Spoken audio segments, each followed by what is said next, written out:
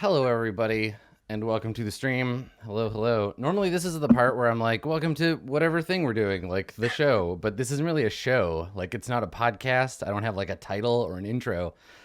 Welcome to the stream. We're doing a special thing today, as you can see, because I'm not by myself today. I'm joined by Daniel Fox, who is of Grim and Perilous. I'm gonna let you introduce yourself. Tell us about yourself, Daniel. Who is it? These people are watching. Hi guys, my name is Daniel Fox. I'm the designer and creator, head ninja of Zweihander Perilous.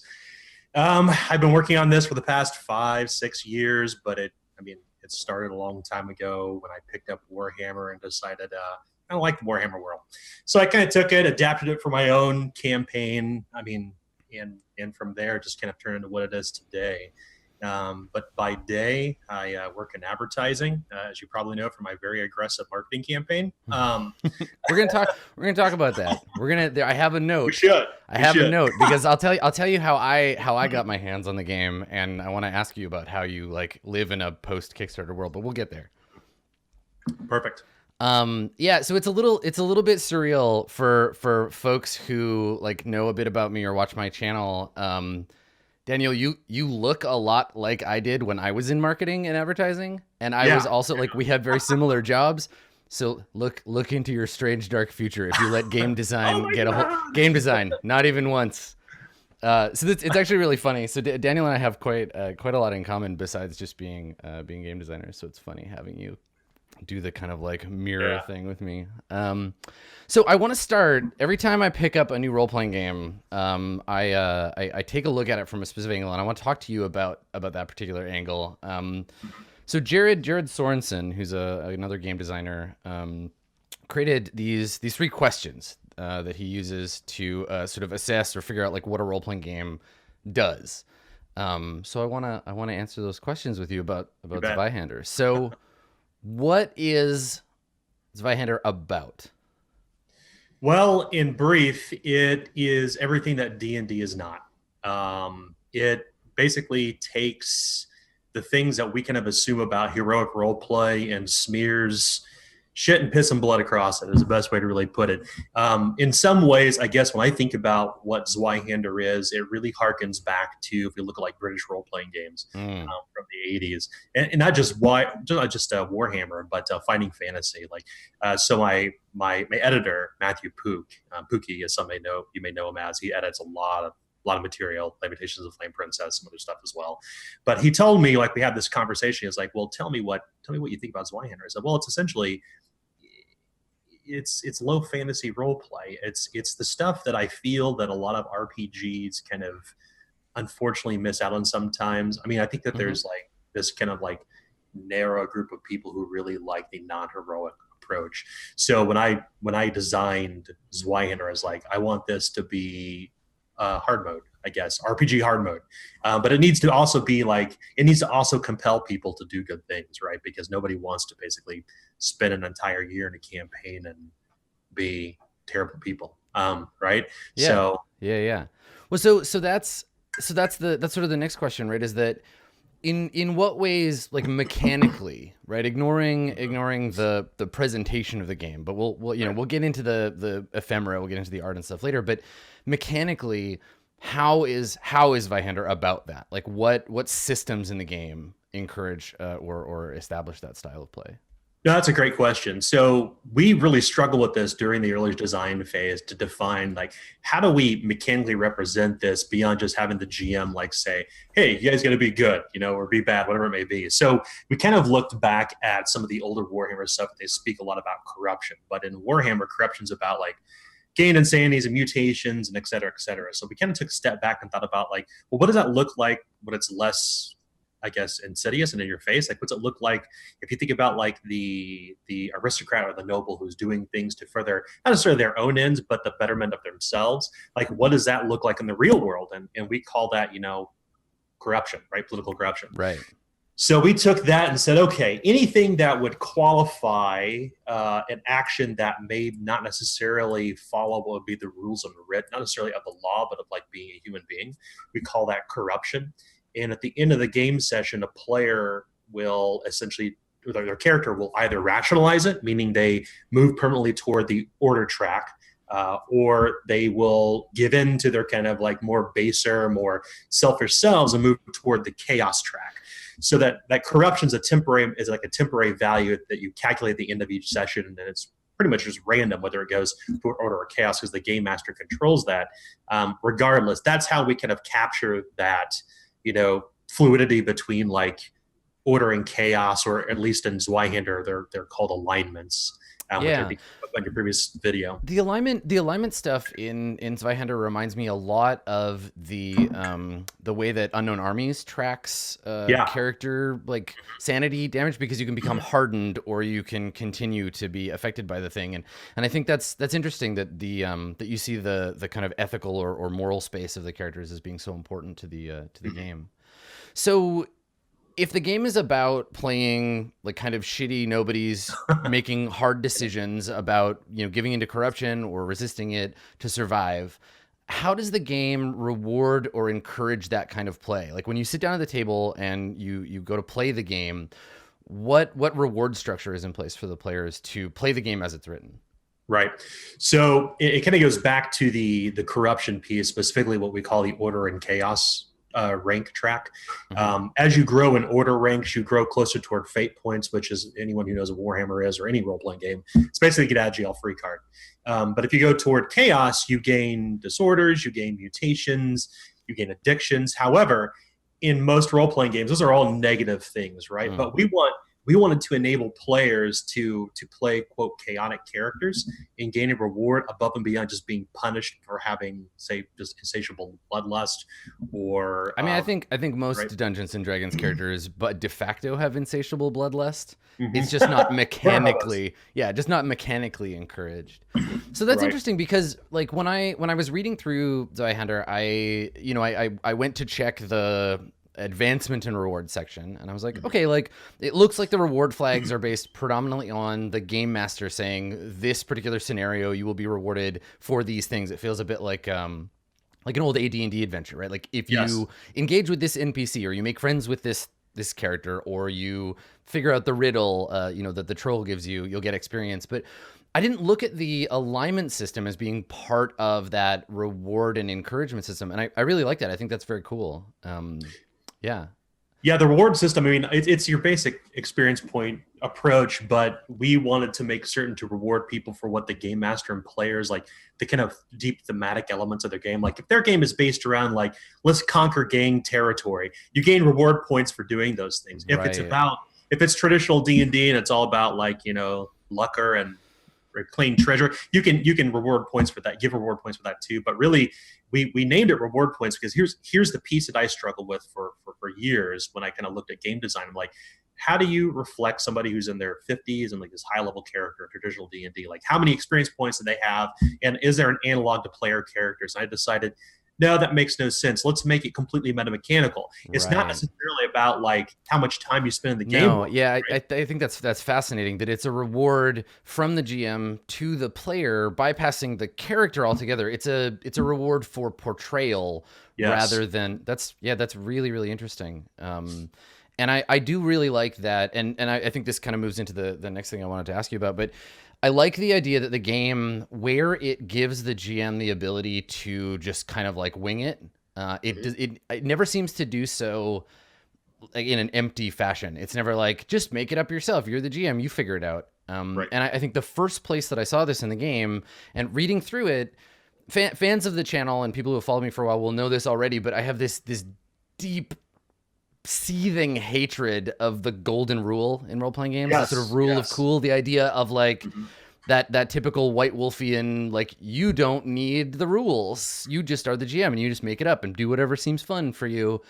Because to me that invalidates the whole rest of the design, right? Like if I'm just allowed to make shit up, then throw it out the window. But I noticed reading Zweihander, that rule is phrased differently than I think I've ever seen anywhere. I think this was the first sort of tweet that I ever made about Zweihander was about this rule. It's phrased very differently, right? It encourages mechanical reorientation. It says, if you don't like a rule, work with your group to change it. Can you talk a little bit about that? Yeah, so I think that I kind of share your same approach on there. Like I just kind of feel that if you're kind of relying on the GM to produce this game with this fantastic story and all these interesting arcs, like you're not really taking advantage of the fact you have anywhere from what 2 to 7 other people around the table who contribute. So in a lot of ways, I see the same thing for how rules are handled. Like at the end, for instance, at the end of our game sessions, we talk about like what didn't you really like about the game? Like what rules are really kind of causing some friction? And then we would develop like, hey, let's house rule it, guys. Not me as the GM, but let's all participate. Let's turn this into something cool. And that's actually, I owe this in large part to a lot of our play testers because they're part of my weekly Thursday group. We developed the rules together in that same fashion. That's the way I've always played D&D. I've always played Warhammer, and now the way we play Zweihander as well. So do you feel like that philosophy, is that something that you expect most groups will do, that they'll have those conversations and that they'll take on that responsibility to sort of redesign or adjust the mechanics of the game as they play?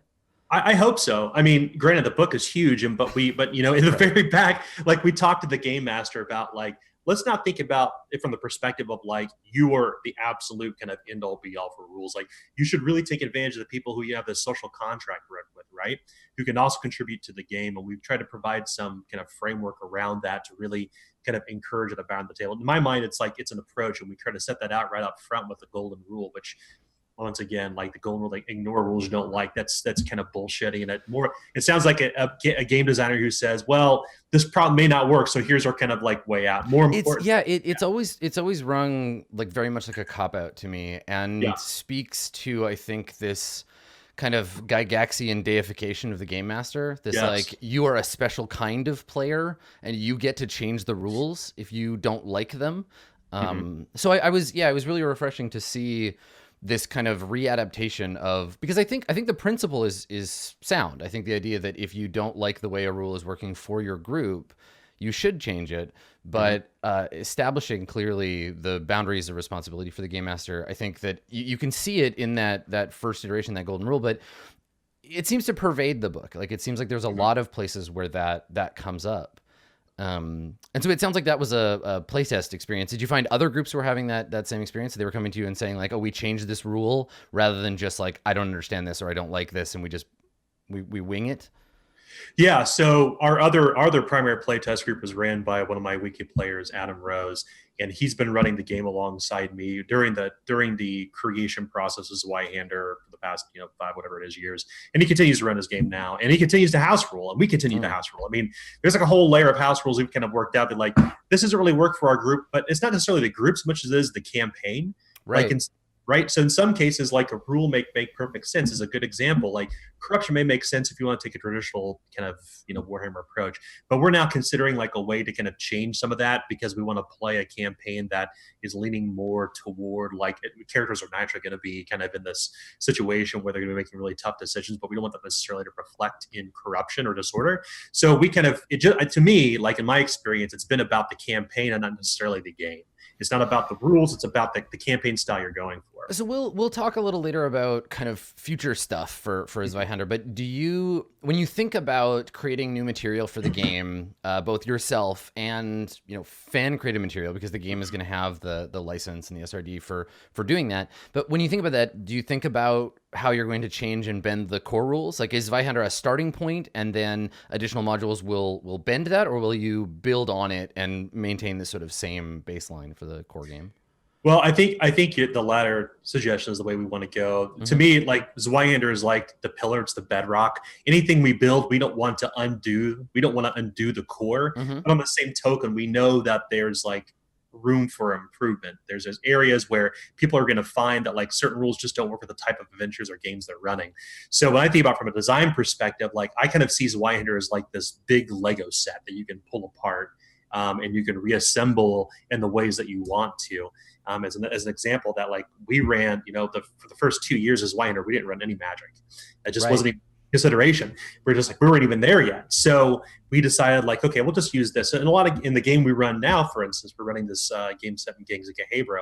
We don't have any magic casting characters on the table or on the opposite side of the NPCs. So to me, it's kind of like you kind of plug and play what you want to use, but the core set really is that kind of foundation but it's not to say that the foundation can't be changed. I just want to avoid the splat book approach. I was Like, yeah, I was gonna say, because yeah, I think that this is speaking from experience with Dungeon World, when we released it, the first fan material that came out for it, and I think this is an inevitability of just like the legacy of design that came from like the D20 era and from D&D. And again, like, to kind of take shots at White Wolf, there's this thing where it's like, well, cool, we'll just take the most basic stuff in the game, the easiest things to build, and we'll release a book of 1,000 of them. So like, you don't think Zweihander has enough professions? Here's 100 more. You could be any of these things, and they're only marginally different from one another. But I think that's almost always the place where new games go.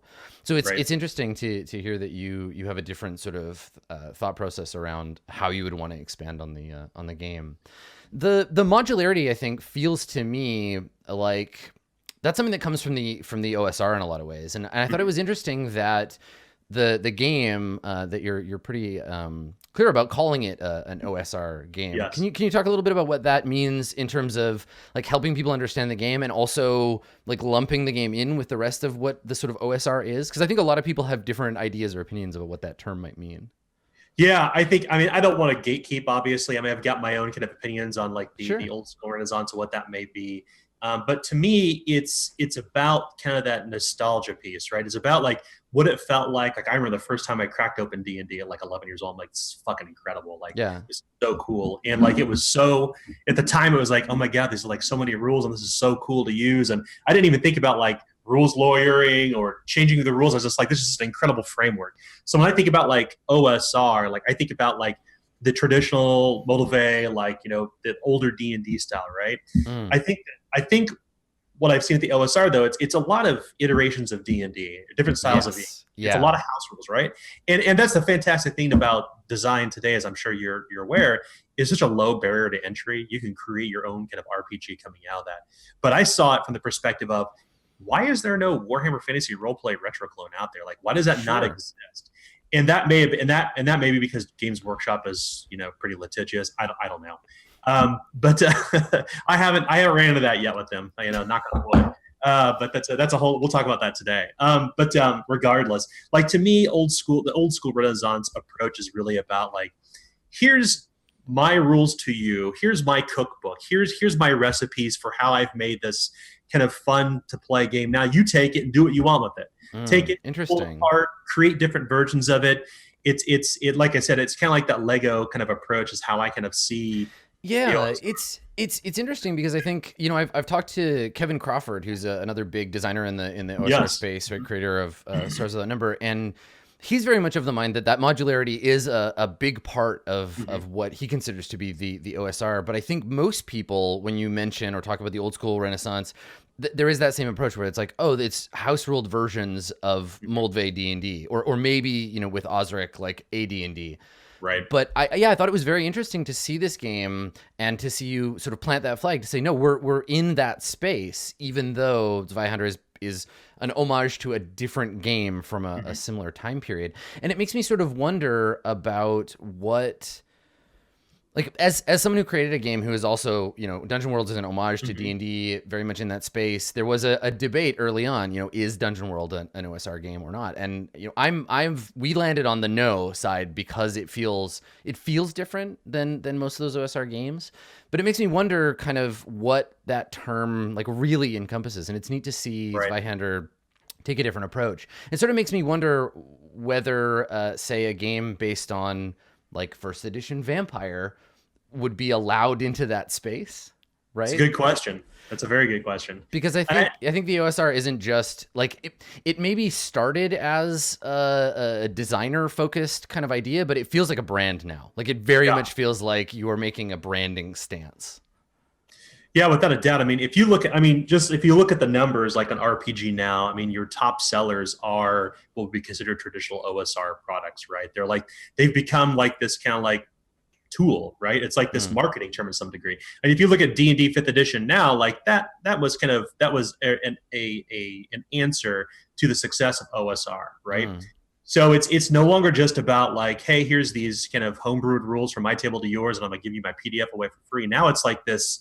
It's a big piece of the market, particularly for RPG now, which is interesting. I mean, So when I look back as Zweihander, like we didn't choose the OSR title, the community did, Interesting. and we, people, when people started talking about it online, it was like, well, why are we being tied to the OSR? We're not really, it's not Dungeons and Dragons. And maybe it's just my kind of like, kind of one-sided perspective about what the OSR was about, but that's begun to evolve, particularly as I start to look at other RPGs in the space.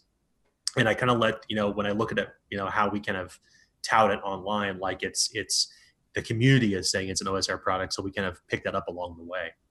Yeah, it's a fascinating thing, and I think from the perspective of marketing and selling a game, from the taxonomy of game as product, OSR is it's a very strange space to sort of be in, because I think for some people, it feels like the Forge did. It feels like a design school. Right. But for others, it's just a tag they look up on drive-through when they're looking for a PDF to buy, right? Where they're like, "Ooh, a new OSR game!"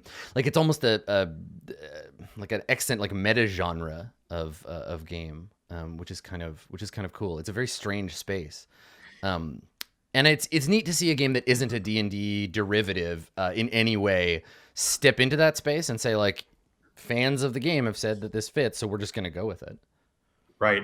Yeah. It's, I think that I mean, in a lot of ways, I kind of look at the OSR in the same way I look at when I'm in my youth. It's kind of like you're fighting against these like big, huge brands like Wizards of the Coast and Pathfinder and all these games that are essentially the same at the end of the day. It's no matter how much rules you want to accept. But to me, like they don't really reflect like the kind of creative input that I feel the OSR does. It's kind of, it's almost entrenched in OSR as like this, like, you're also a designer. You also get to participate in that process. You're not just playing one version of D&D, you're playing many versions of D&D, and being able to kind of like hop between different OSR versions, you have this kind of like familiarity across all of them. It's right. Like, oh yeah, right.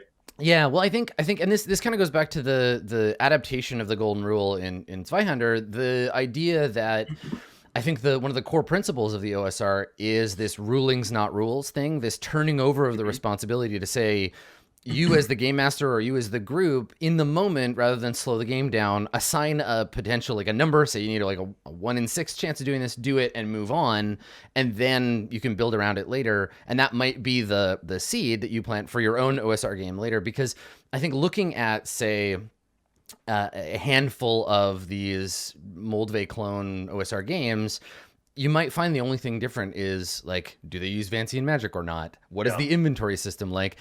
And a lot of the real detail, especially with a game like Lamentations, although a lot of the real detail in the rules come from the adventures, from the supplements, which I think is interesting if you look at Zweihander, because everything is there already. Like how do you make a game? And I guess this is as good a time as any. How do you make a game that's 700 pages, accessible to players? Like, what's the design decision process around making such a fuck off huge book?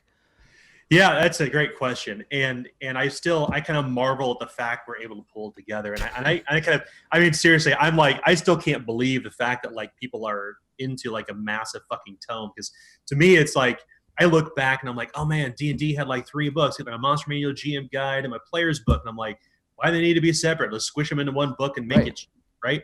I want that barrier to entry to be very low. I want it to be inexpensive from a price perspective. But to your point about like what that design principle is, essentially our rules are very simple. They're like 8 pages at best, and those rules carry throughout the game. And they can, and what we do is we kind of lay breadcrumbs along the way. You're kind of picking at the breadcrumbs, like, oh wait, okay, here's this kind of cool thing we can do with the rules, and we slowly expand out from there. So where you're not necessarily having to absorb 700 pages, like you just need to absorb the first 10 pages of how to play the game. Everything else kind of rotates around that, like remains in like orbit about it.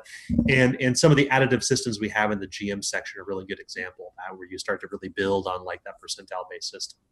But what it boils down to at the end, and I think you said it actually in your previous video, you don't have to absorb a lot to play as Zweihander. Right. Yeah. It's all there in one book, as opposed to buying separate books, right? That's the daunting and sort of weird thing about designing a tabletop role-playing game, in that you're not making an instruction manual and you're not making a reference text. It's like, it's a bunch of stuff all at once. Like there's no other book that like a tabletop role-playing game, in that there's so many different things that you need to hit. And often part of the game is the rules. It's the thing you actually need. I find this with the Burning Wheel, which is like my favorite role-playing game. Yeah. Introducing it to people, they're like, this book seems really big and daunting. There's a lot of complicated subsystems, but in the book, it's explicitly called out, like, you only need these 30 pages, and that is the game, and you can slowly work in or choose to add on the stuff that you need. So how do you combat that dauntingness then when the book itself is so big? Like, if someone sends a new player a 700-page PDF, what steps are you taking from a design perspective to like ease people into that? Well, we make clear definitions up front about like what you as a player needs to know versus the game master. I think I think any RPG does that. I mean, there's no real secret sauce to tell here. I mean, Yeah. it's in a lot of ways if you're going to run Zweihander for the first time out the gate, like, you don't need to absorb the entire book. You don't have to use all the options. You don't even need to use all the bestiary. You don't even have to read the game master section. In fact, we purposely, set aside like social conflict and wilderness travel and chase scenes as separate subsystems, and we didn't build character mechanics around them because we want them to be completely optional for game masters to run or not. So we kind of took that same approach. Once again, it's like, what piece is the most important? What are the ones that we don't really need to run the game with? And we tried to accomplish that. Now, granted, we kind of used a bitter harvest, which is the adventure in the back of the book rather, to kind of teach a game master how to run these separate subsystems. But I don't have a good answer for that, I guess. Right. It's something we still struggle with, I think, when we think about like how we continue to reach new audiences. And it's really interesting watching different games and different publishers try to like get around this, especially games that are saddled with this, like, this is a complicated game. It's meant to be a daunting game, because I think you end up with fans who initially kind of push back against that, but once they kind of earn their way into the game, there's a tendency for nerds to use that as a sort of gatekeeping tool, where they're like, yeah, this game's really complicated, but I learned how to play it, and now I know what I'm doing. I'm going to teach you how to play, which is hard when what you really want is people who are like, I've never heard of this. I'm flipping through, the tables on drive-through, and what's this game? This seems interesting. So you want to be able to invite people into that, and I think we see in the sort of industry a lot of different approaches, right? Some people will create quick start rules, right? Like, here's just those 10 pages. You can download them for free, and if you want all the good shit, then you got to buy it. Do you think that the creation of the SRD is going to lead to anything like that? Do you think anyone's going to like build a version of Zweihander that's like, here's just the 30 pages you need, all this other stuff, we got rid of it, don't worry about it? Yeah, I mean, I hope. I mean, when we looked at our Kickstarter, we decided to say, let's make Zweihander free without artwork. Let's see if people actually will be willing to make that investment of time. Which is that's a very OSR thing to do too. That idea of like, here's all the text of the game. Because I think the first time, I can't remember the name of the game, but I've definitely run into this in terms of like, I'm curious about a game, and here's all the rules, but it doesn't look nice. It's just like, it's a text file. So that's the approach. You're hoping that the cost, the monetary barrier, removing that will invite players to check the game out? Yeah, I hope. I mean, the SRD is kind of the next evolution of that. And one thing we did set out to do is we want it under Creative Commons license, shareable. So anybody can do whatever the hell they want with it. I mean, and I think that people will probably develop like this cool, like kind of like slimmer versions of it. And it's something we would like to do. Unfortunately, it's just not a priority as we're trying to crank through this book of stuff we couldn't put in the main book, or else it would have been 900 pages. I was gonna say, looking at this game, especially the physical version of it, because PDF you only look at it 1 or 2 pages at a time. But if you have Zweihander in your hands, you understand why it's called that. I can't, it boggles my mind that there's anything that you couldn't fit. Like we had to cut down a ton of material for Dungeon World, and it's only 400 pages.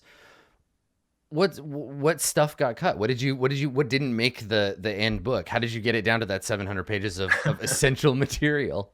So we cut out vehicle combat. Okay, so using carriages and carts and things like that to crash on one another and do cool shit, right? Right. Okay, I would not. That is absolutely not the thing I would have thought of. Like, I was expecting like, oh, we cut a bunch of the professions, or we covered vehicle combat is the first place you go. So like Ben-Hur style chariot whipping battles. All right, now I want that. Give it to me.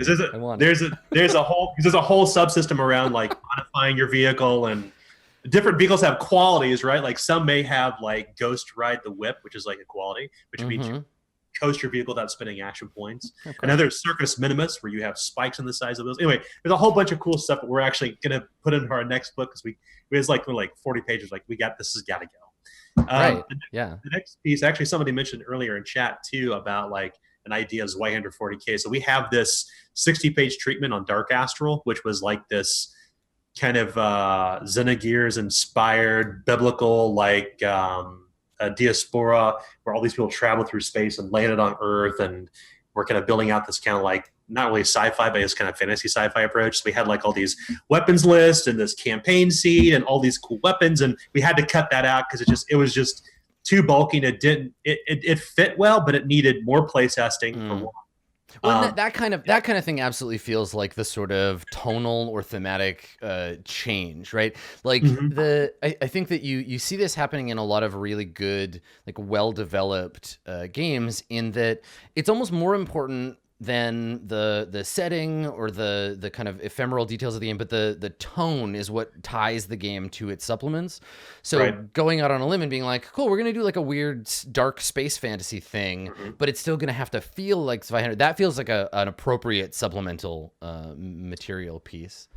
But it is funny watching people do that, and I think you're probably under a special pressure in the sense that you have this game that's clearly and obviously an homage to Warhammer. The first thing people are going to do is like, "Where's Space Marines? Where's how? Yeah, I want my guy to have laser guns."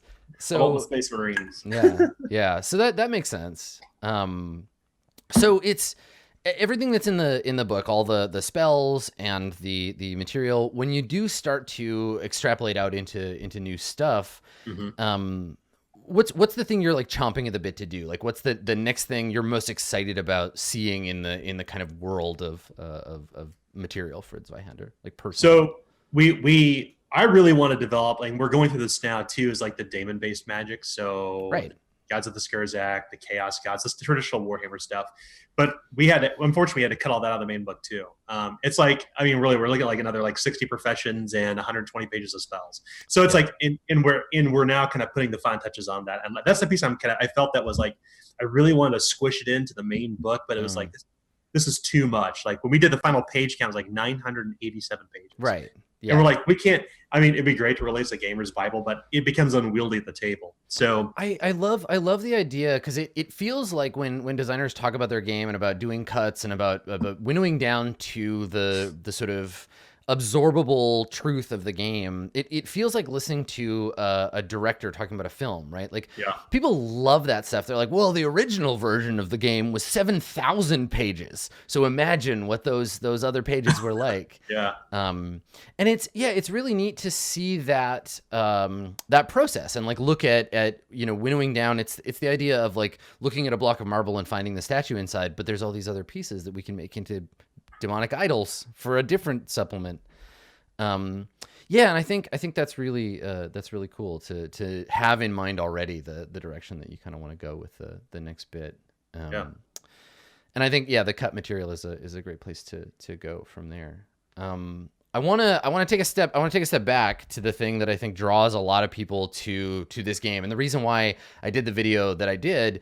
Let's talk about character creation, because I think we live in a time in which people expect control over their characters, right? This is not 1974. We're not playing Traveler anymore, right? People have this idea where they come up with the concept of the character and then flesh the concept out with mechanisms. Zweihander explicitly says no thank you to that. Can we talk about that? Like why is that so much fun, and why go that direction now in the design space that we're in?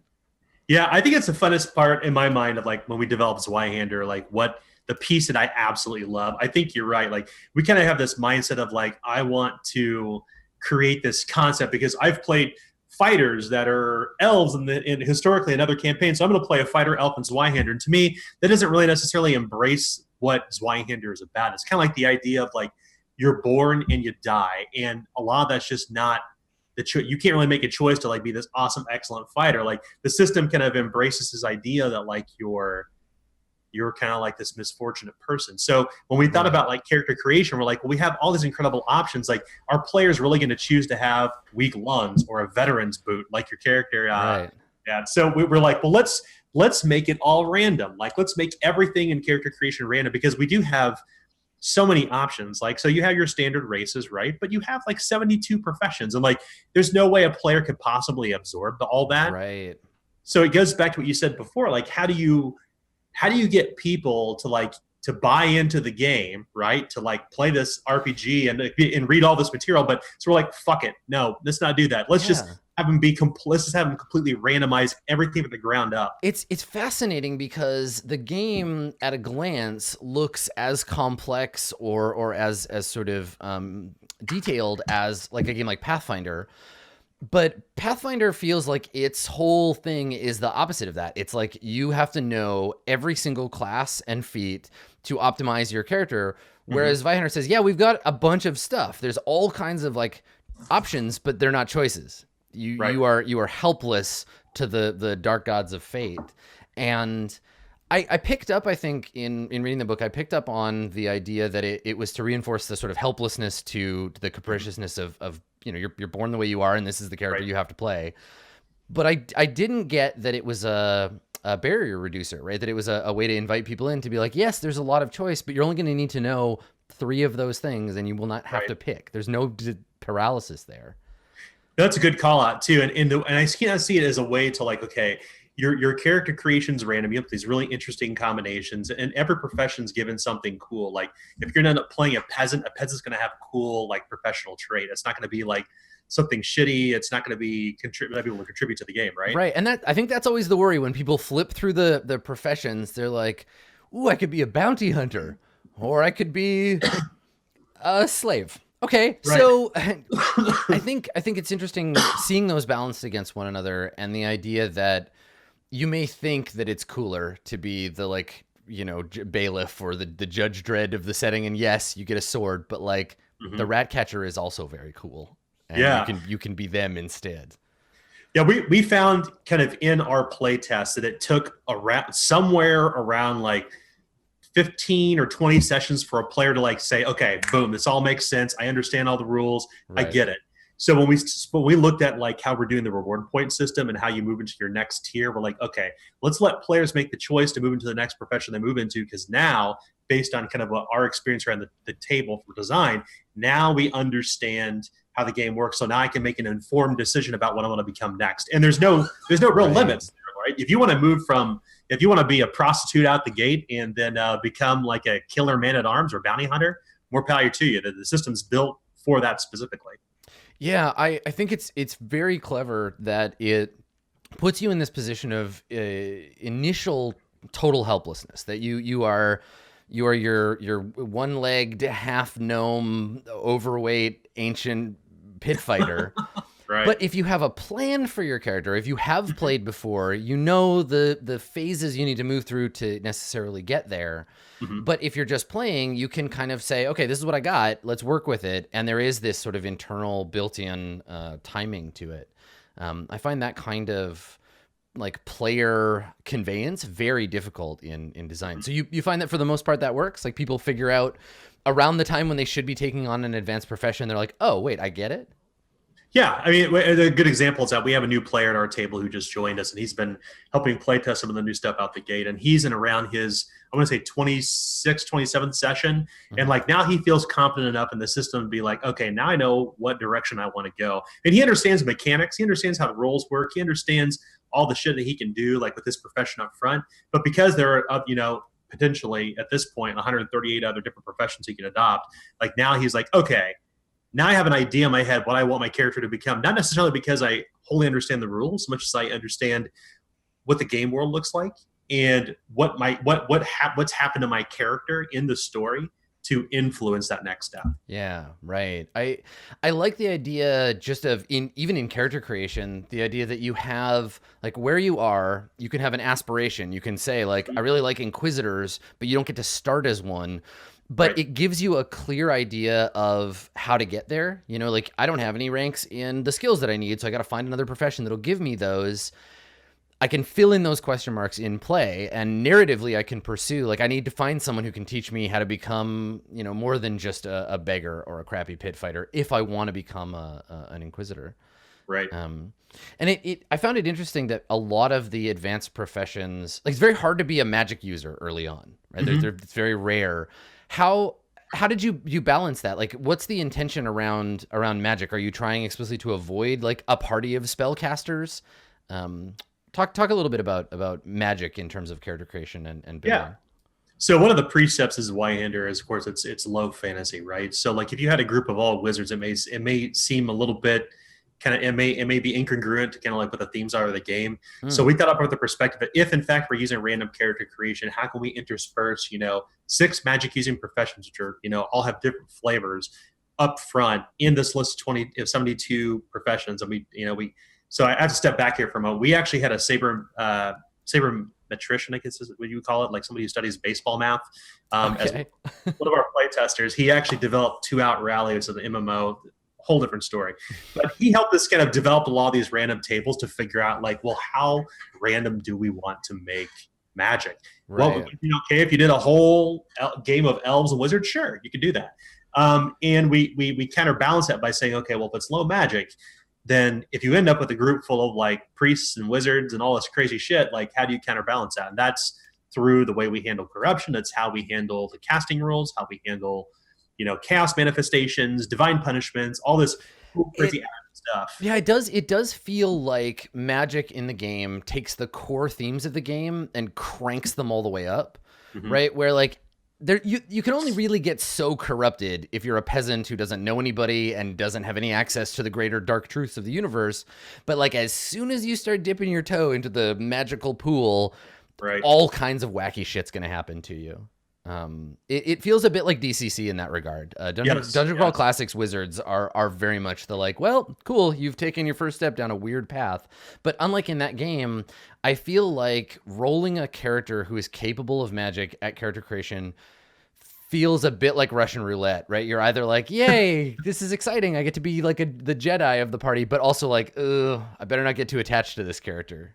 Yeah, and with magic, we kind of set out when we define like what those spells do. We thought about it from the perspective like, how can you break the rules the most, the basic rules. So magic isn't necessarily counterbalanced against fighters and all that weird junk that you do in D&D. It's like it's actually meant to break the rules. But there has to be a drawback to that, right? It feels very much reading the spells like. There are multiple times where I was like, wait, this is way too much. Like on both ends, right? There are definitely spells where you're like, if I cast this, I can just like amazing shit will happen, and I can go from teleport from town to town, or just like throw my enemies in a prison of darkness. But the stakes are so much higher, right? Like if you're in a sword fight and you critically fail, you could drop your sword. But if you critically fail a spell, you could blow both your arms off. So it's like you end up in this very weird way of balancing it, and it's. Yeah, I think it evades that sort of flatness that D&D has been kind of universally plagued with, that idea of, cool, well, magic missile has to be about equivalent to stabbing someone with a sword. Right.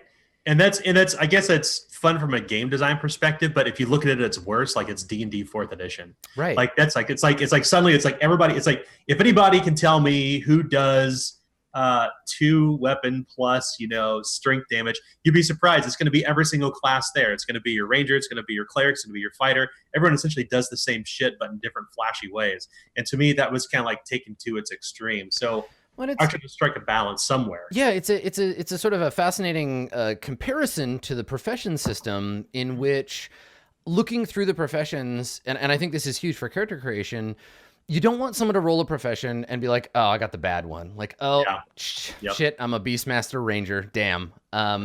It really does feel like you can build a party of characters who are vastly different and still be on an even playing field. It's just that the stakes are different for each character.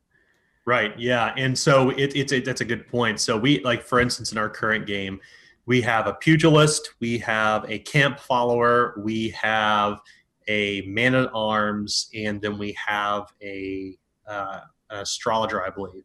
And they're all vastly different, but they all have really cool powers they can do specific to their professional trait that gives them a kind of a bump up. But I think that, you know, when we look at like game design, it's not necessarily just about like how good am I in a fight, right? Right. Because a game is much more than a game. At the end of the day, in my mind, it's about role playing. Like how can I influence the world around me, my microcosm, and how can I make big changes potentially? And that's the way that we kind of set out with the professional traits, is that everybody's got these cool little things they can do to kind of change the world around them. Well, it's really nice to see the game's mechanics from character creation throughout reflect, like you set the tone very early on, both in character through the sort of I'm going to walk you through the game NPC that exists in the book, but also there's some fairly intentional statements early on that are like, this is what this game is about.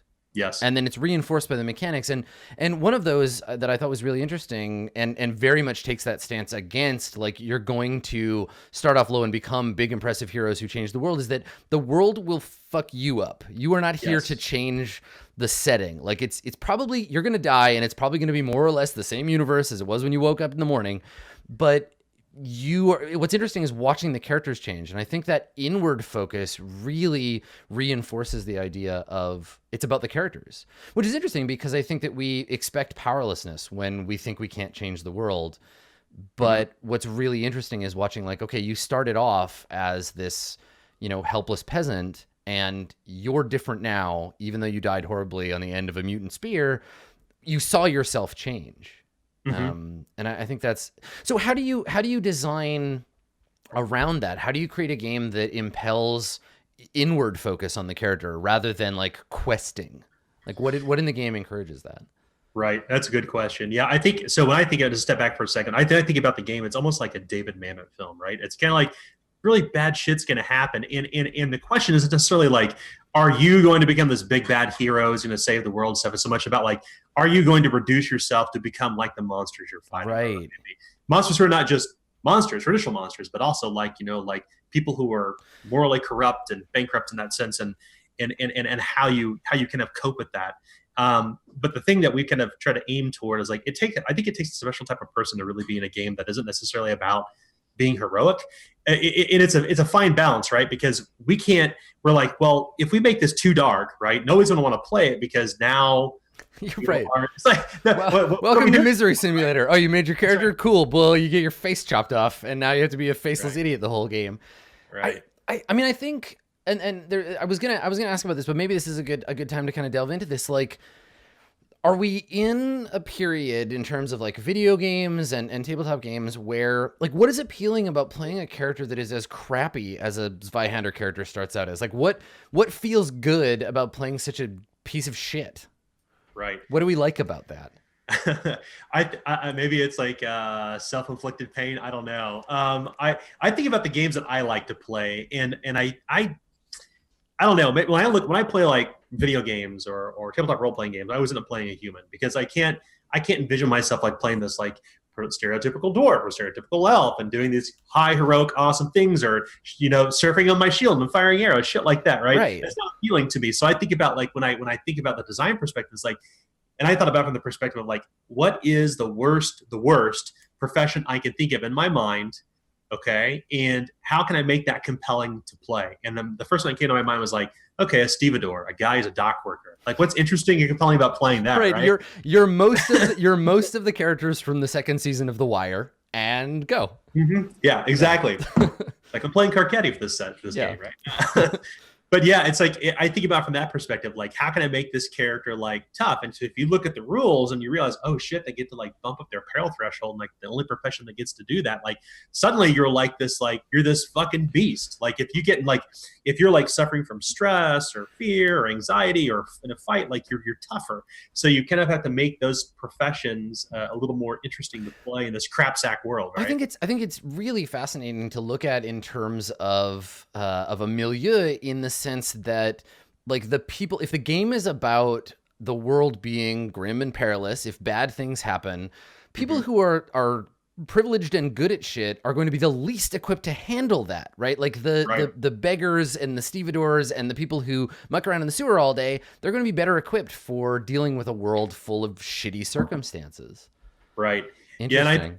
Yeah, and I think that the you know, some of this kind of onus goes on the game master, right? They have to create these kind of compelling stories along with their players and be ready and willing not necessarily punish players, but to make certain they reward players for doing good things, right? Not necessarily good versus evil, but like doing things that like helps themselves and people around them and may kind of further push the story. Because I don't think about it from the perspective of like, okay, we walked into this orc's den, we conquered them, we stole their loot. Now the town is free, yay! Like I don't look at it from that perspective. I see it from the perspective of like, okay, so is my character not becoming, you know, someone who is like this terrible, terrible person? Are they going to, once again, become like the monsters they're fighting? Like, will they be able to rise above it? But I don't know. I mean, it's just that because of the kind of games that I like to play and the way that I kind of like to play my characters, I kind of play not necessarily dark or edgy characters, but I like to play characters who are real, you know, who have real flaws because we as people are flawed, right? So why shouldn't characters at the table be flawed as well? And how can the rules embrace that without just saying, okay, here's this terrible person to play, now go out and murder and rampage? And Right, because I right. think that's the other excuse, and I think that it seems like the alignment system and corruption as a thing like mitigates or at least asks that question, like to what degree are you willing to be a terrible person Yeah. to overcome the world that is bad, right? And it's not about that heroic journey from like zero to hero. It's just like, well, you lived your life and some bad stuff happened, and some of it might have been supernaturally bad, but let's see how it shook out. Like, did you hang on, or did you lose yourself in the morass? Yeah, it's that kind of not zero to hero, but 0 to 1 approach, right? It's like Right. it's not necessarily like you'll change the world, but the world is going to change you. And the question is, will you change with that Well, world? and that's what I think is fascinating about, and like I think Warhammer as a thing has sort of lost track of that. Uh-huh. In that the Yeah. big appeal of Warhammer Fantasy for me wasn't like I start off bad and I end up great and awesome and I'm like a high Templar king of the church. Like it's just, could I hold my shit together? Like Yeah. did we get through it okay? Did I come out the other end knowing that I didn't fall to corruption? Or if so, was the hard choice worth making, right? Like what did I Right. gain in exchange for making those dark pacts? Hmm. The game and the genre too, to which Zweihander belongs, feels to me a lot more like A Field in England or The Witch Yes. than it Yes. does, Lord of the Rings, in the sense of like you get to the end and no, it's not great, but like something happened. We saw something interesting happen along the way.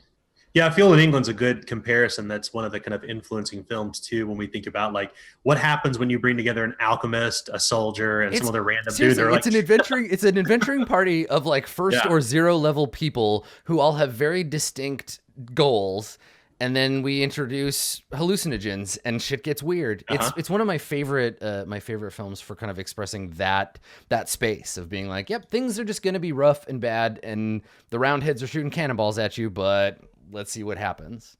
Yeah, and on the other spectrum, on the other end of the spectrum, we kind of look at like Black Death as being a Mm. great example of like how that can, like, if you're looking for more toward or looking more at like a morality play, like how people like how like folk that kind of like superstitious belief like makes people like kind of like Well, it, crazy. it, it feeds right into what you were saying earlier about the idea of like the noble who you wonder like are they a servant of chaos, or Hmm. are they just a selfish piece of shit? And in the end, is there a difference? Like, does it Right. matter if they were supernaturally influenced or they were just awful people? And that I think is a really interesting question, and something that a lot of fantasy games avoid or ignore or shy away from. And it's cool to see that be the focus. That idea of like, in a terrible world, how terrible are you willing to be to get what you need or what you want?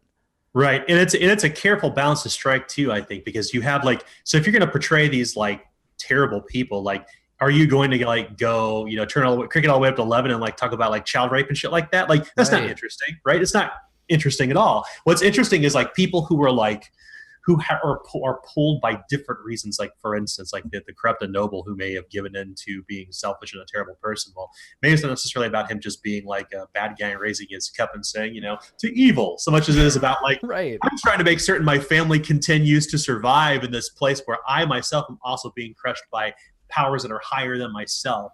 So I kind of see it from that perspective. Like, you have these like sympathetic villains, I guess you could call them. Mm. That's what the Hmm. corruption system is supposed to be about. And in some ways, it's for player characters too, because there's no base assumption in the game that you're supposed to follow the order path. Mm-hmm. It's you can go either direction, and you'll be rewarded for either end of the spectrum. But it's really about like I think it's about like compelling, interesting characters who are morally conflicted, and that becomes the kind of the crux of like what may make us what is kind of seen maybe outwardly at first glance as a kind of a crap sack game, but makes it compelling. It's interesting to me looking at. So I think a game like Zweihander, in the sense that it's part of a grouping of games with like Warhammer or The Witcher or these very kind of like sort of Eurocentric, like it's set in a fantasy equivalent of Europe. And we have these assumptions about what fantasy Europe is supposed to be like. What's interesting to me is that, especially in the art, the game throws out a lot of those assumptions. Yes. My first flip through of the book, the two things that really stood out for me were every time there was, especially in the profession art, which I think is the most important art in the game, every profession that I expected to be a picture of like a badass dude almost universally was a woman instead. Yeah. Every picture of a woman was portrayed in a like a badass way. And it does some very interesting things around gender roles in terms of the way the art presents the kinds of characters that you can play. How much of that, like, what was the process of creating the art for this game, and how much of that was at mine? Because I think a lot of the time when you're building these Eurocentric games, you're like, all right, well, cool. Well, the ladies are priestesses and spellcasters, and the men are tough warriors, and that's what you do. So what was that like for you developing the game? Well, I think that the kind of the like you spoke about like the traditional gender roles of like Renaissance or medieval games is I think it's boring. I think it's been Right. done. We've already covered that ground. Like we don't need to reinforce that. Like let's talk about what that looks like in like a fantasy game, right? So when we looked at it from the perspective of like artwork, we're like, okay, we want to do one of two things. Or we want to do two things. The first is let's flip the gender roles on their ear. Like this, it makes sense because we have people who are in our game who play females. We know people out there who are women who play the game. Sometimes they play men, sometimes they play women, sometimes they play something else. So let's make certain that we reflect not just like what Warhammer or what we think in our minds of like this low fantasy character should look like. Let's make it reflect the people who are playing the game, Right. not what the people are supposed to be like in the game, but what the people look like who are actually picking up the book, role playing, showing it to their friends. Like let's portray them in those roles. Right. That's interesting that being free of an inherent setting, I think allows you to create art that reflects the players first and foremost, and then setting is something that will come organically from the table rather than from the Right. art or from the game. Interesting. That's really cool. So it's about showing like you as players envisioning yourselves in these roles. Like the professions are a costume you're putting on. And so of course, why wouldn't you give people those options? Exactly. It's kind of like you see this like in the artwork too. Like we also wanted to shy away. The second thing we want to do is like shy away from the idea of like traditional ethnocentricity for elves, halflings, dwarves, humans. Like we try to cast like, a number of like real world, ethnicities in those non-traditional Right. roles to make certain like it reflected like once again, like reflects the player wearing the outfit or the character they're playing around the table. Like it's them, right? It's not necessarily about like, here's my Renaissance dude and here's my Well, peasant, right? there's a lot of art direction in fantasy role-playing games where the implied art direction is humans are white people, and all of the other people of color that we're going to include in our game have to be trolls or orcs or elves if they're lucky.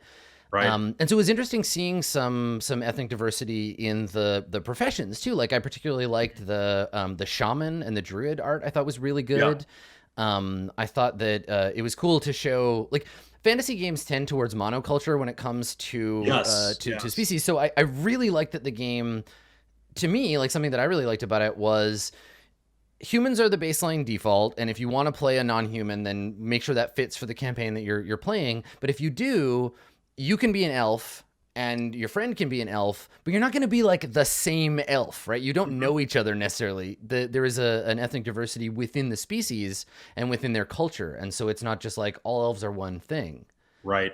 Which I thought was really interesting and modern in a way that I didn't expect for a game that was based on something so kind of entrenched, original material so entrenched in how things have been done.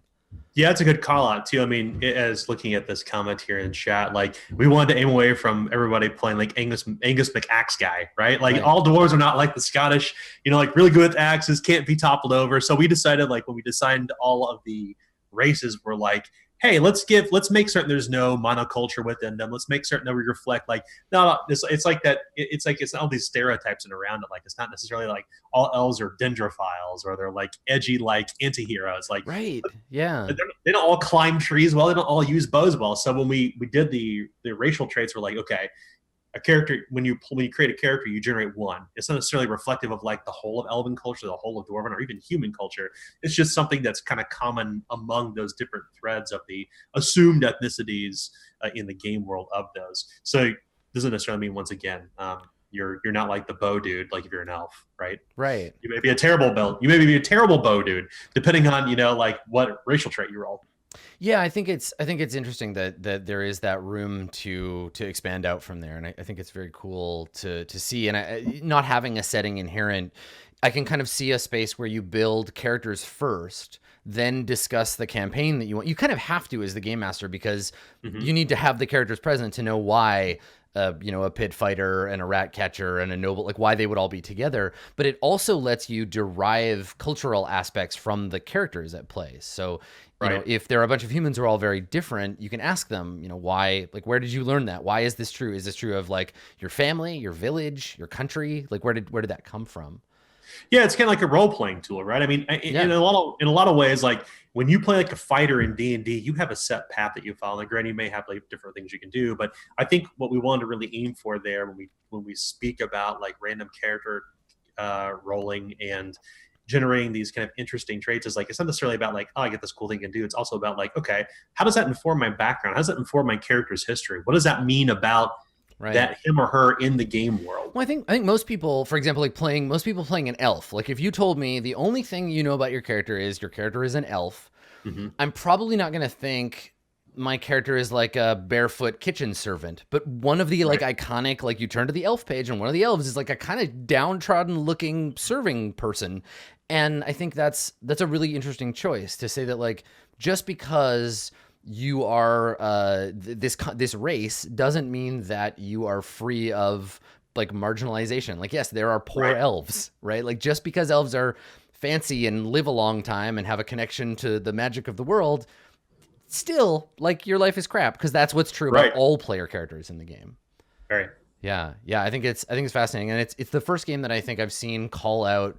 There's lots of little bits and pieces that I feel like make Zweihander feel to me like more sort of socially acceptable as a game, despite still being connected to the OSR, right? A lot of the time we get this mimicry of, well, it was bad in the 70s, so it's going to be bad now because we're just, we're either satirizing or we're just like, well, you can't get over it, right? Like, that's just how it is. It was bad then.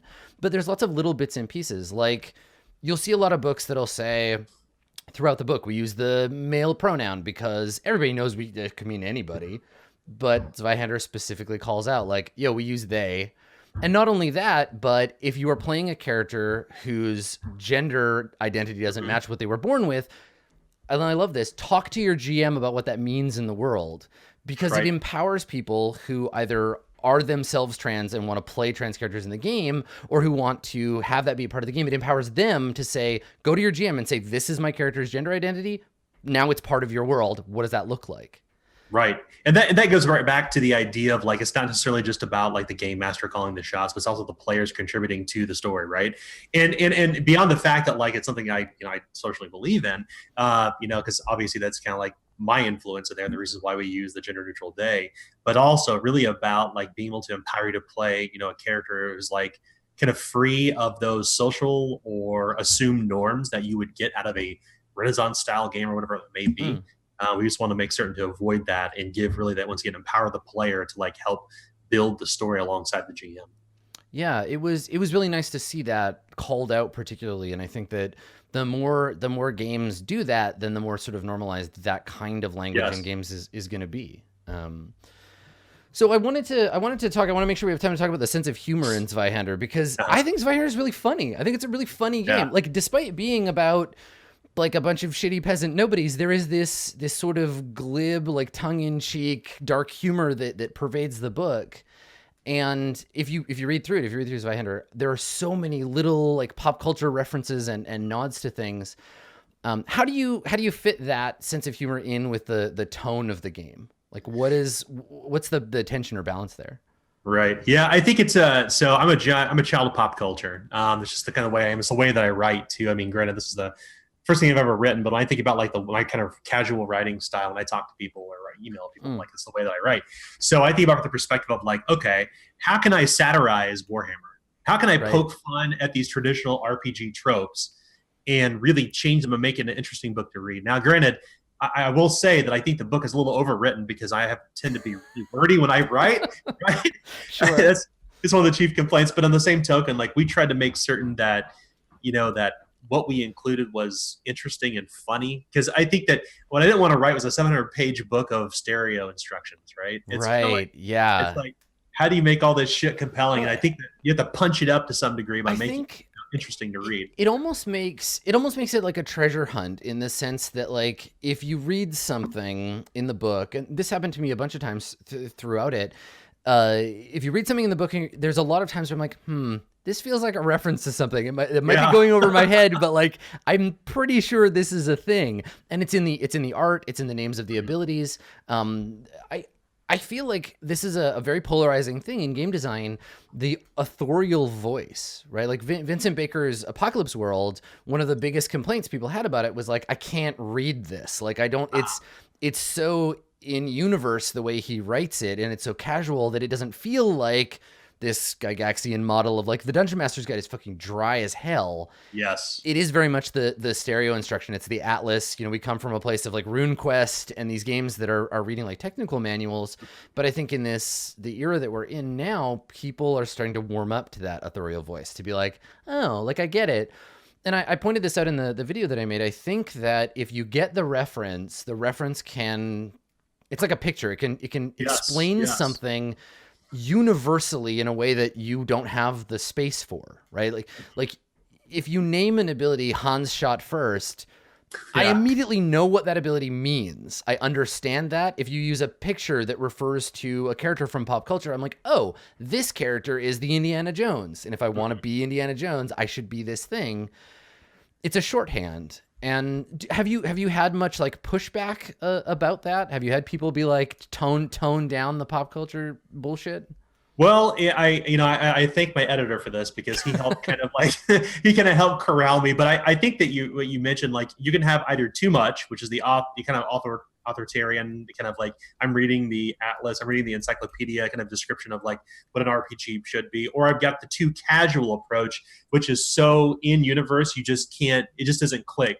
So I think Right. it's like finding that kind of fine balance, and it's tough, right? I mean, like I said, my editor is the one who really helped corral me. He's like too many references, too much, too clever. Like I'm like, well, I don't want to dumb down my work, but I don't want to speak over the readers' heads. So that was tough. But I think that we tried to at least make it funny to read.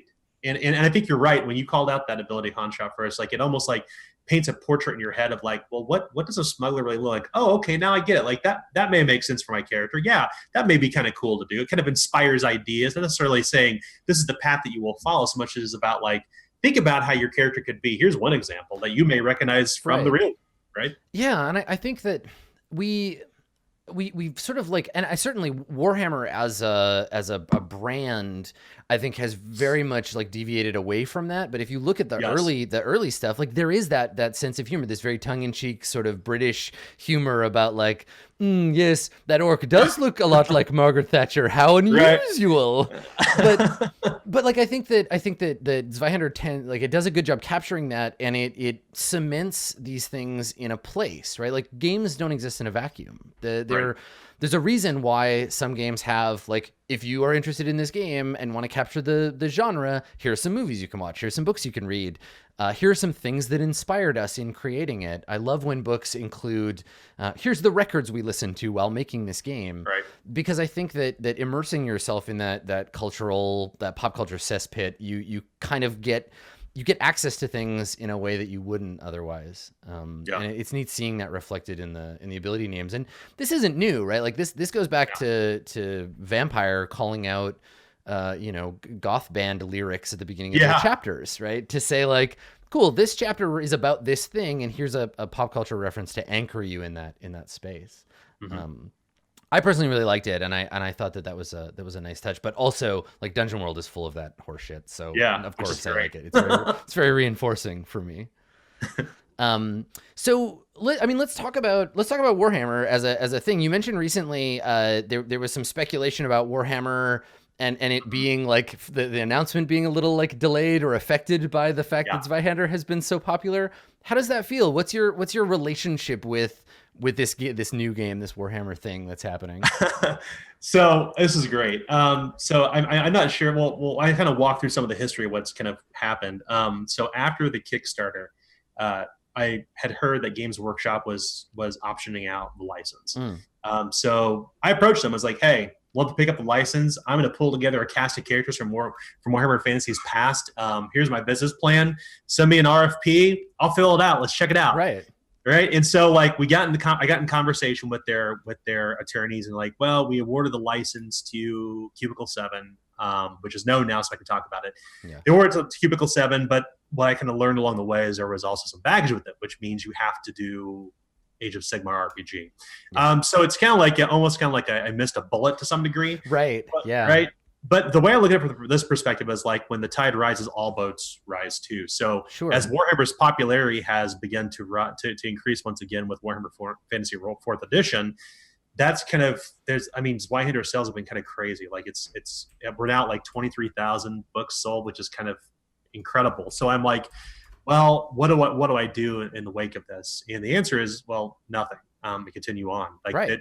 Zweihander is kind of its own thing. So it almost like it's kind of developed this kind of brand identity around it now, where it's something that people want to do something interesting with beyond Warhammer. Well, and I think you're going to find, especially because Warhammer in and of itself is like Warhammer 4th is going to be a reaction to or a take up a space in the otherwise D&D saturated sphere. So when people go looking for another game, I think you're going to end up getting pulled into a lot of those conversations, right? People are going to be like, well, there's a new version of Warhammer coming out. But also, if you don't want to play Age of Sigmar, but you want to feel this grim and perilous world, like here's an option. Yeah. That's the experience I've certainly had with Dungeon World, where as D&D gets more popular and as people have been talking about it more and more, people look for alternatives. There's always going to be people who are like, yeah, but what else is out there? Yeah, without a doubt. I mean, I have no doubt Cubicle 7 will do something really cool Warhammer Fantasy roleplay. I know for a fact that they delayed it due to Zweihander. Because they were intending to release it late last year, I believe in December. But they kind of went back to the drawing board and said, okay, how can we kind of punch this up? And that's when they reached out to Jeremy Davis, who's now working on Enemy Within, and he's also contributing some things to the core book. But I think they'll produce something really cool because their production work is incredible. The only thing that I'm a little worried about when I saw the artwork for 4th edition is like, why are there skating in the streets? Like, that's not Warhammer, right? That's like, right. Like, okay, so I'm like kind of scratching my head. I'm like, well, I'm going to wait and see, cautious optimism, right? I mean, that's the freedom that you have as someone who is making, quel homage, right? Is that you're not beholden to some corporate overlord telling you how to make, Warhammer. You're like, you can play Warhammer with Zweihander, but there's like more interesting different things you can do with it. Yeah, so it's something that's interesting. I didn't know that you reached out about the license. It seems to me like we're seeing a lot of like license shifting. I don't know if Gen Con is a thing that you do, but at Gen Con last year, I would say like most of the new games were licensed games, either role-playing games or board games. There's a lot of kind of honestly mediocre design attached to expensive licenses. So it's really cool to see a game like Zweihander that's sort of the opposite, where it's like the design is first and foremost, and it's an homage to this thing, but we didn't have to spend 90% of our budget buying a license from Games Workshop. It's a little punk rock, and I think it's very cool seeing more of that happen. Well, thanks. I appreciate that. I hope it reflects in people's experience too. I mean, we spent, oh my gosh, we playtested this game for 4.5 years. So game design takes a long time. Go figure. Yeah, it does, right? Especially for a first-time designer. I had no idea what I was doing. I was like, oh shit, I've never written anything. Let's see if I can, I don't know, see what happens. But no, I think you're right. It's like you have these kind of like mediocre rule sets that aren't necessarily well play-tested at higher levels that kind of break the further you get into it, but it's got this cool license tied around it, so you get tied up in like securing those rights as opposed to developing the real game, right? So often too, the licenses are limited, right? So you develop or start developing a game with the hopes you'll get the license. You buy the expensive license, you release the game, but then like I'm thinking of Marvel Heroic role playing, right? That Yeah. Margaret Weiss Productions did. They busted their ass making that game, spent a ton of money to buy the license. They made the game. The game was amazing. They had all of these books planned, and then Marvel was like, you know what? Never mind. The license has expired. We're not renewing it. And that was it. They were done. Like 2 books came out. Yeah. So it's a dangerous star to hitch yourself to. And I think in my mind, it's better to make a good game than it is to make a game that has a expensive license attached to it, because one of those will last forever and the other not so much. That's true. I mean, you think about this perspective, like Pathfinder, in a sense, is like an unlicensed version of D&D, right? Right. It's kind of like Pathfinder is like a license unto itself now. So like the idea of like having to tie like your product to like this, like I'm going to create, this Darkest Dungeon RPG. I'm going to create We live Marvel D&D, right? we live in a world where these kinds of things are like, look at League of Legends or Dota, look at Counter-Strike. Like those are hacks of other games, right? Dota is a Warcraft 3 hack, and Counter-Strike is built on Half-Life. You can make a successful product that people will enjoy on the back of another game, but still have it be its own thing, Right. which is very cool. So as a piece of like maybe reaffirming data for you, as far as like marketing and putting the game out there, because I feel like Zweihander, I see it a lot. Like it's fairly aggressively like marketed in a way that is really cool. I get, Zweihander on sale notifications all the time. I got the game, I think, like either very cheap or for free during the Halloween. There was like a Halloween event or something. It works. Like that's how, Yeah. because I had fans telling me, you should check out this Zweihander game. You like Warhammer, it's like this other thing, and I get that a lot. But until that event, I was like, like I'll get around to it, I'm sure. And then I got an invitation to download it for free, and I read it, and I was like, oh, this is really cool. And in a world where companies are releasing PDFs for like $50 Insane. on Onyx Path, I'm looking Insane. at you. What's the strategy? Like, how do you get Zweihander in the hands of people who have never played it? How do you get the word out? Where do people find out about your game? Yeah, so the first thing we kind of set out to do is like, how can we? I know this is sound very marketing. You'll probably identify this, Adam, but we want to like generate search engine rankings. We wanted to make certain that the terms Warhammer Fantasy Roleplay and Zweihander were inextricable. So that was like, okay, how can I hitch my wagon to this fantastic, awesome game that I love, and like actually, I make money. I mean, it's a side gig, so like, how can I monetize this? And it's worked in some cases. It hasn't worked in others. But part of that approach also was making certain that we give it away for free at times. Like, hey, it's Halloween. Here's 500 free download codes. It's Christmas. Here's 100 free download codes. Yeah. And we make certain we kind of utilize the tools that Drive Through RPG offers for deal of the day. To be able to make certain that we can get at people's hands, for much for cheap, with the hopes that eventually they'll buy the hardback. But because I think you called out earlier, like the idea of like PDFs being so expensive, and that's absolutely true. I recently joined the Bits and Mortar program, which is you buy the book, you get the PDF for free. But I can't envision like selling a PDF for more than a fourth of the price of a hardback. It's so insane to me to think about. It's too expensive. It's an interesting economy, because I feel like on the one hand, like game design is hard and it's a lot of work and takes time and energy, and like we sell the PDF of Dungeon World for like $10, and it's worth more than that. Like I'm Right. okay saying I would love it if you wanted to pay $30 for a PDF of Dungeon World, but also I would rather you had the PDF at $10 than you chose not to buy it at 30. Zweihander, it's 700 pages, it's full of art, there's a ton of material there. But I think we, as an industry, especially in the last 10 years, have had a really hard time valuing role-playing games, right? We have this idea that a book is expensive and a PDF is something, like it's an amount, Right. but it's never comparative. We can't look at it and say, like, a video game, you're going to get 30 hours of content out of this game. Like you could get 1,000,000 hours of content out of a role-playing game. You could buy it once and never pay another dime, but play it for the rest of your life. So it's a very hard thing to measure. So I think that it seems to me like you guys are taking the same approach that we do with Dungeon World, where it was like, undersell it and get it into more people's hands, get them spreading the word. If you can sell the GM on it, you're going to probably sell one or two people in their group and go from there.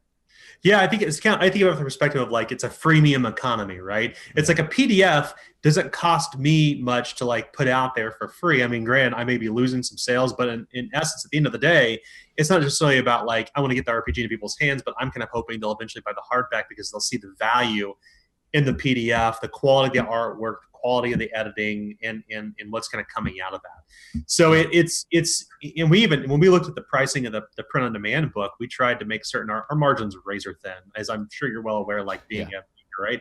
So like we're like, how can we get a 700-page book in somebody's hands for less than $60, which is a huge ask, right? Right. So Yeah. and we didn't, we weren't saddled with having to pay our editor, our design, our artist, our layout. We already paid those things out front. Those were already paid out of the Kickstarter. So Right.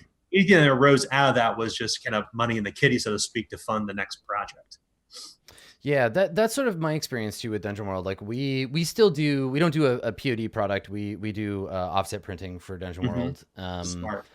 It's that's I feel like that's the ultimate question for new designers, right? It's not so much like what's your game about or like how that like you can figure that out, but when you get to that point, the post Kickstarter world for your game, do you do POD? POD is admittedly a lot better than it was in 2013. Yes. Do you do POD? Do you do offset? Like how do you express your game as a physical thing, and how do you keep it in business, and how does that work? It's this whole other thing. But yeah, like price point is obviously a bigger concern because if you're doing an offset version of Zweihander, you're going to have to buy 10 or 15,000 copies of it to make each one individually priced enough to put it in people's hands under like an $80 price point. Yeah, we struggle with this because we were kind of like, should we stick with drive through RPG or should we go straight to offset? And I was thinking about this like, what's the value add? So I was like, well, people who funded our Kickstarter essentially kind of get us up and running. So let's make certain that the offset, the high quality Yeah. version, is in their hands, and let's do a second run eventually. But let's make the street version, so to speak, the POD, because once again, the quality is much better than it used to be. It's not where I'd like it to be.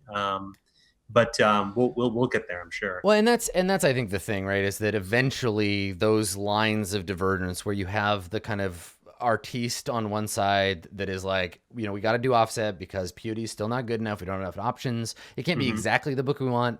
And then the kind of like, well, just throw up a PDF and you can print it yourself kind of situation. And there'll be a convergence where we'll have enough options that'll satisfy everybody. But yeah, the POD is much better. And honestly, like as a consumer of game product, Mm-hmm. I like having the fancy version of the book that I can look at and be Yes. like, ooh, look at a fancy version. But I don't play with that version. I buy Right. the less expensive one that I Put it on beat the to shit. shelf, right? Yeah, exactly. So my POD version of a game is going to be the one that I bring to the table and we throw around and it gets, dirty and banged up.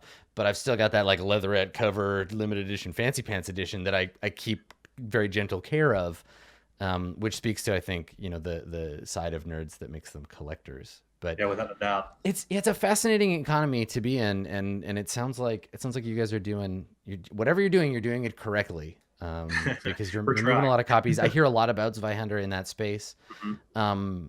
So where should people, if they want to keep up on like new stuff or they want to engage with like the greater Grim and Mhm. Perilous community, where are the places to go and do that? So grimandperilous.com is kind of our site where we have a lot of our products, including some of our new stuff we're about to release. We're about to make a pretty big announcement of our next book, as well as a fanzine that's going to be released here in the next couple of weeks, which we're excited to announce. But we're also on Facebook.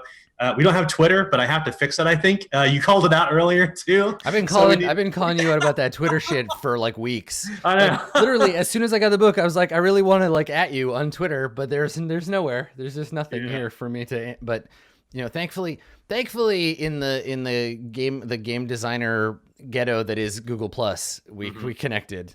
Yeah. So the website's the main jam. People can join the Facebook group. Yep, and we got a link to our forums there too, which actually links back to Strike to Stun, which is where I think most people who are playing Zweihander are engaging now. I mean, it's where a lot of the rules questions are coming. A lot of the new kind of fan material, for instance, it's this guy who's been running some Warhammer stuff called Jack Days. He's developed a bunch of like Warhammer conversions for Zweihander.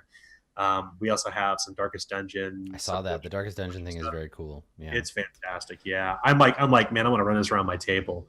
It's super cool. It's well balanced too. Well, and that's the way to get around licensing, right? Is that as the official publisher of the game, you can be like, this is a thing that a fan made, but the fan can be like, yo, you like The Witcher? Here's Right. everything. Here's everything you need. I'm not afraid of being stepped on because, I'm not a business. Right. Yeah, I mean, we do have something kind of cool in the works that I can't quite talk about yet, but we are looking at maybe securing a license for something people will easily recognize, that we'll probably be mentioning maybe toward summer. We're just kind of waiting for the pieces to fall in place. But until then, right now we've got our next book called Main Gouge, appropriately named. So it's a smaller book, less pages, but includes all the stuff we couldn't stuff into the main book. Right. Right. So it's the offhand. I get it. The right, offhand. right. You got, Clever, right? You got a whole thing going there. I gotta admit, I didn't get the like Warhammer Zweihander, like they're both weapons thing. I didn't get that until like well into reading. I was like, wait a second. I get it because it's weapons. It's clever. Yeah. But we've got in the next book, Main Gouge, we're gonna have our demonic magic. We have like 60 plus professions. It brings us up to like 180 professions, I believe. Once everything's it's kind of overwhelming, how many different things you can do with the game. But we're also going to include some cool new campaign seeds. I really want to conquer this Boston, like in prior to the Revolutionary War, like the Stamp Act. I'd love to be able to do something with that. I'd like to maybe revisit the Dark Astral stuff if we can stuff it in, but it seems a little bit off topic from the book. But regardless, we'll have a bunch of cool new options in it. We'll make a formal announcement here soon, and that will, in my mind, kind of complete the duo, which is the bedrock of Zweihander. And from there, adventures, new campaign settings, it's all in the cards for this year. Primarily through our fanzine, which is called Sellsword. I'm so into that idea of like I think I first saw it in the Crawl fanzine, the DCC zine. This idea of like bringing it back. DCC has been really good at this bringing it back to like we're gonna treat our publishing company like we're like a metal label. And we're just going to make like weird cassettes and sell them at cons. And like, oh, did you get a copy of the special Gen Con edition of Crawl? No, you didn't? Well, that's it. There were 10 of them. So sorry. That's how it goes. Turning material over like to the fans and letting them kind of build that stuff, I think is a really cool way to get engagement. So I'm looking forward to it. Yeah, we think that the SRD will help enable them a little bit better than having to crawl through a 700-page artless PDF. And we're really close to having that ready. I think we'll have it ready maybe in February. Cool. But from there, like we're thinking about maybe adopting kind of a similar program that GM's Guild has. I think DM's Guild, but the thing is, we're going to work with Drive Through RPG on that, so we have so people can actually monetize it and make money. Because in my mind, like we created Zweihander, but we want to turn it over to the public, like it's yours. Like do what you want with it. Reduce it, reuse it, remix it, cut it up, slice it, turn it into something cool, make money off of it. Awesome, Cool. If you can. So yeah. So all of that stuff, if you're watching at home, check out. We got the URL over there somewhere, grimandperilous.com. Sweet. Well, cool. Thank you so much, Daniel, for coming and hanging out and talking about Zweihander. It's on the top of my to play list. Awesome. And it's really fun. I talk about when I play video games or when I talk about role playing games, I talk all the time about how like I have all these questions and I just want to be like, well, I just wish the designer would come and like let me harass them for an hour and a half. Yeah. So thank you so much for letting me harass you for an hour and a half. Your game is badass. And on behalf of the whole squad, thanks for coming and talking about Zweihander with us. Well, thanks for having me over and on the call, and thanks for it was my first video interview, so I was a little nervous, so I drank at the time, but it's all good. But it's up the point where if you decide to run the game, let me know. I'd love to play as a character. Yes, yeah, I wanna play it really bad. I was thinking about doing a one shot, but I want to do like a longer thing. But we'll talk. I'll email you. We'll figure something out because that'd be really fun. Awesome. All right. Well, cool. Thanks for coming, everybody. I know this is like kind of weird content for the channel, but I think I certainly enjoyed it, and I think it'd be cool to do more like this. This will eventually make it to YouTube. If you missed the beginning, you want to catch up, it's available in the VODs for subscribers as soon as we're done. Otherwise, it'll be up on YouTube, and I'll tweet out the link and everything probably next week. So thanks for coming, and we will see all of you later. Bye, everybody.